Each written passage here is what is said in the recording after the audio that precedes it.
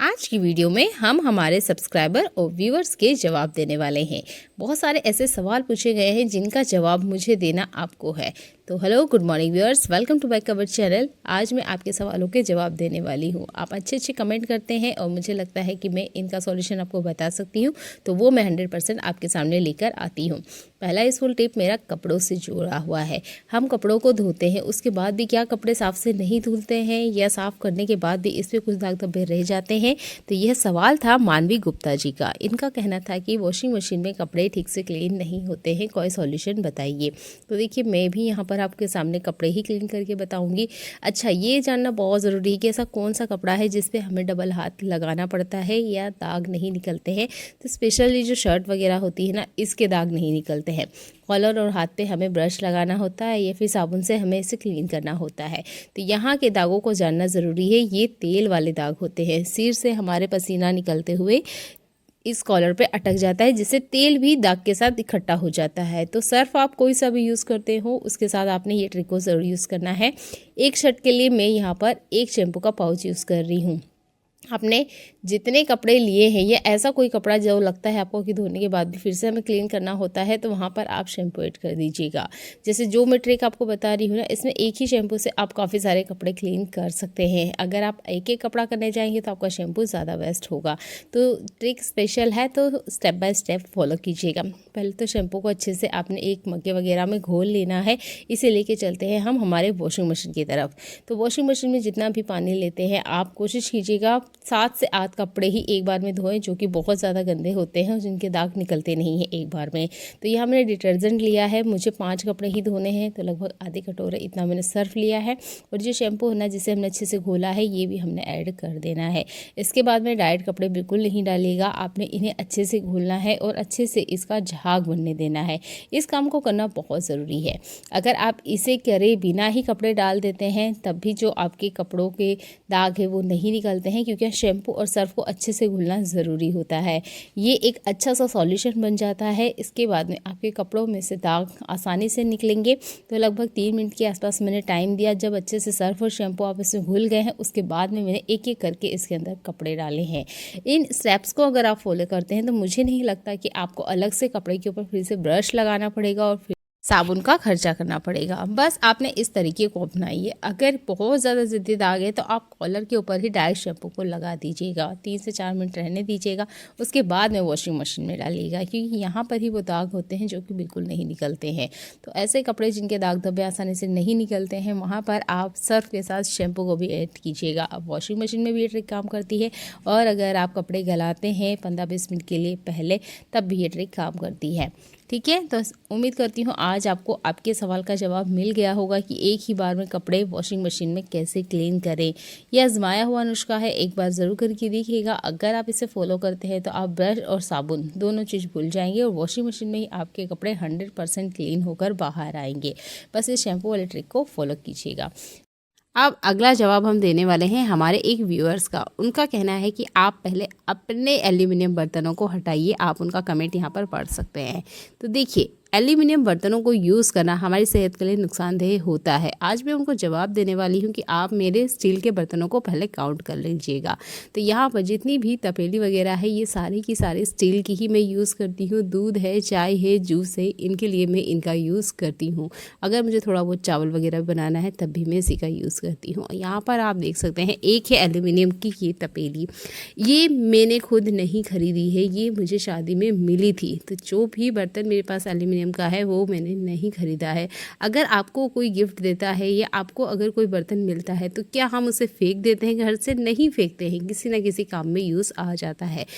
ज़्यादा नहीं तो वो किसी सामान रखने के ही काम आ सकता है।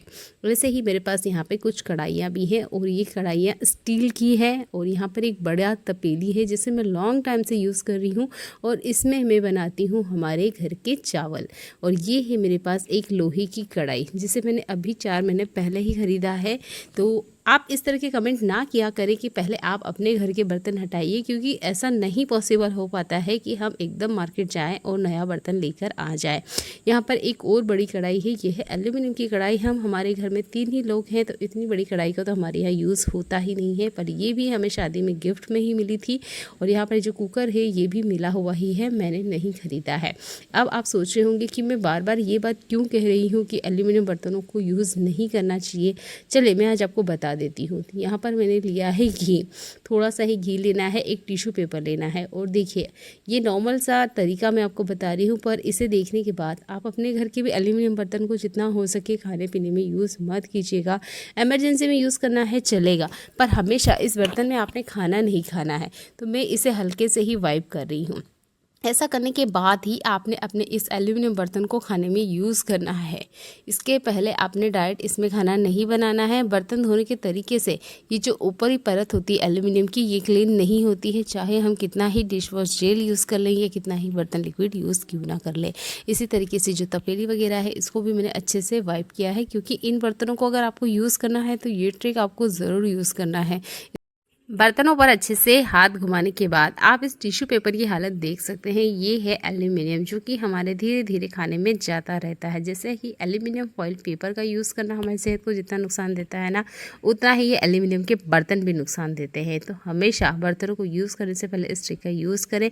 और इन बर्तनों में आपने कंटिन्यू खाना नहीं बनाना है। इसका नुकसान आज नहीं पता चलेगा, 15 से 20 साल बाद आपको पता चलेगा कि आपके दिमाग को कितना ज़्यादा ये नुकसान पहुँचाता है, क्योंकि एल्यूमिनियम खाने में यूज़ नहीं किया जाता है। तो अगला यूज़फुल हैक मेरा साबुन से जुड़ा हुआ है। आप यहाँ पर कोई सा भी नहाने वाला साबुन ले सकते हैं। मैंने नंबर 1 लिया है। बस बच्चे के नहाने वाला साबुन मत लीजिएगा, क्योंकि वो बहुत ज़्यादा झाग बनाता है।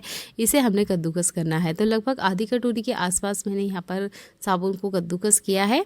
इस तरीके से कद्दूकस करने के बाद हमने इसमें कुछ चीज़ें ऐड करेंगे, तो इन क्वान्टिटी को आप ध्यान से देखिएगा। ये है मीठा सोडा, या हम जिसे बेकिंग सोडा भी कहते हैं। यहाँ पर बेकिंग पाउडर नहीं लेना है, आपने बेकिंग सोडा लेना है।